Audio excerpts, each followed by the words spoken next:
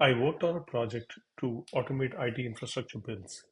The leadership team hypothesized that automating the technical steps would boost delivery speeds by 50 to 60%.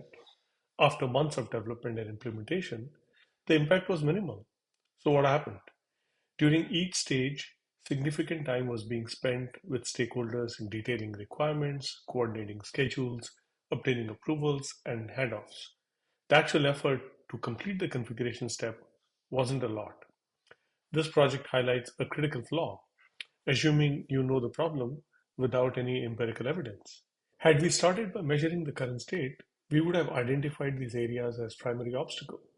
This would have allowed us to validate or refine our hypothesis, focus our efforts on areas with greatest potential impact, for example, automating scheduling instead of the technical steps.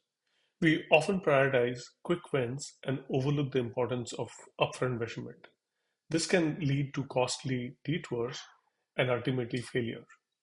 True innovation starts with a deep understanding of the problem.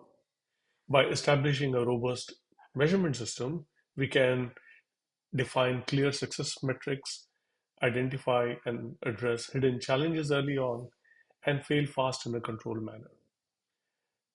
I would love to hear your thoughts. Have you had similar projects where assumptions didn't live up to the expectations? Add it to the comment section. Thank you.